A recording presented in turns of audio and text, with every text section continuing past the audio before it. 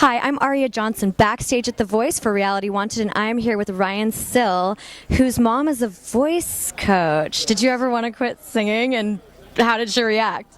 No, I think that I've learned subconsciously all of her little tricks and all of the ways that she makes her students better vocalists. So I've never taken a lesson from her, but I've just like picked up all these things as I've heard it going on in my house my entire life. So she's really proud that like I'm doing this, and she's always crying after every performance. So to have her on my side is cool, and to make her proud, it means a lot to me. And what's with this life-size poster of you on her front door? Do your friends see that? Is that embarrassing or cute? Yeah, no, she's definitely my #1 fan, and she has gone all out. She's like a perfectionist, so she got like this life-size picture of me, and then all these big banners like The Voice, hashtag Team Ryan, Team Gwen, all over our house. And then inside is even better. It's all decorated with like Hollywood, and like Ryan, go Ryan, all this. No pressure.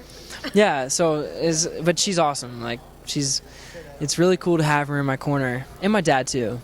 Well, speaking of pressure, I've been in the bottom for the last 3 weeks, and that's got to have been sad. But what's that pressure like for you? Are you feeling it, or? Well, okay, so at this point, just to make it this far is insane. So you definitely feel added pressure as it dwindles down to less and less people.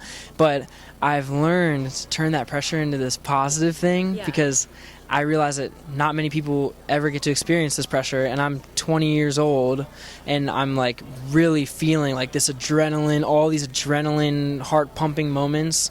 So that's awesome, like to be able to live in those moments when I'm so young. I'll be able to take that with me the rest of my life. So at this point, if I'm in the bottom, I just go out there and I just have fun, because I just know it's another opportunity for me to show America my skills as a vocalist and as a performer. So it's only positives to take away. I mean, it's like going on tour. You've got to perform every week for this long.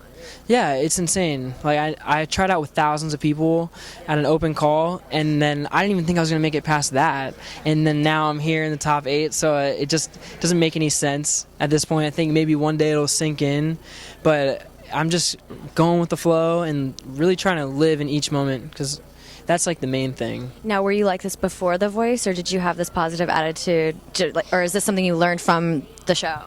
Well, I've always had a positive attitude, because I have known for a while that you can't control things, and like you can only focus on what you can control. So you have to learn to let go of things that are out of your control. So if America votes for me tonight to stay on, whether or not they do, or whether or not it's enough votes, that's out of my control.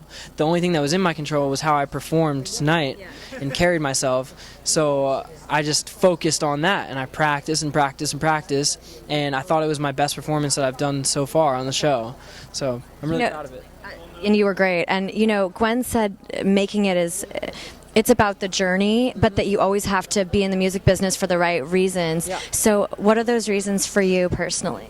Well, it's just I love music. I love singing, and I love being a musician. I love being around musicians. I love performing.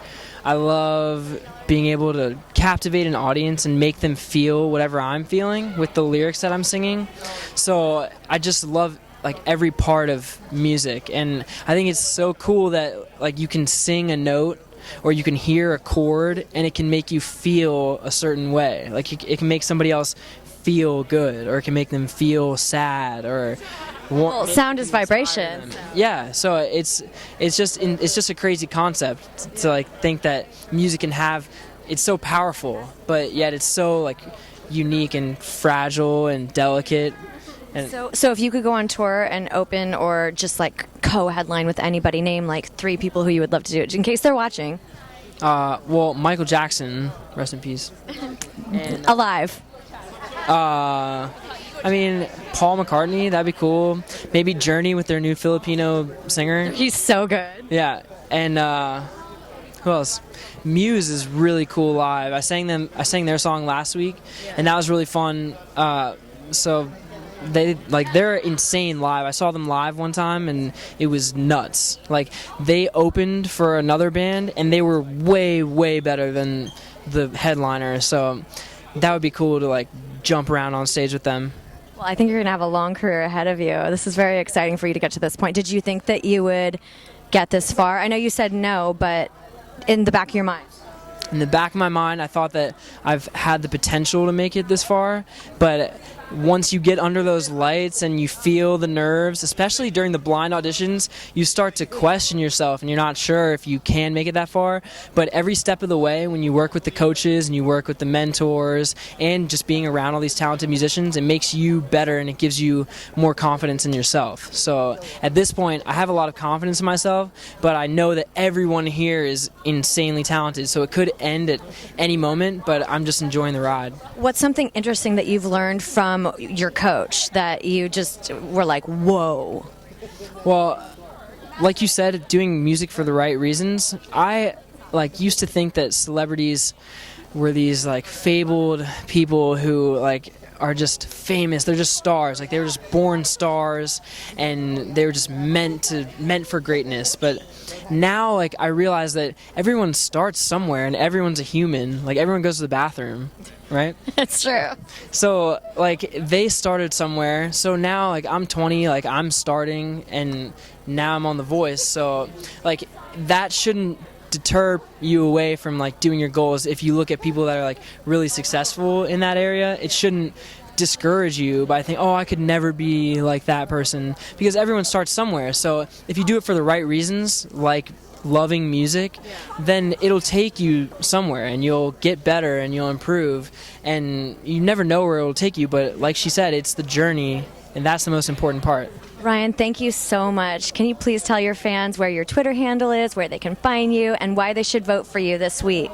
Yeah, okay, so my Twitter handle is at Ryan Sill, RyanSill, so that's really easy. Same on Instagram, and then I have a Facebook music page too if you want to check that out. But just, I mean, you gotta vote like you tweet, because you've been tweeting me through every week. So this time, you gotta just vote me through, and only do it if you liked my performance. If you didn't like it, then don't vote for me. Like, by all means, vote for everybody else. But if you liked it, then definitely make sure that you vote, because those votes really matter, and they can help you make it to the top. Thank you so much, Ryan. And you know what? Send him through, guys. Give him the votes. You heard the man. RealityWanted.com. One more time. RealityWanted.com. Yeah.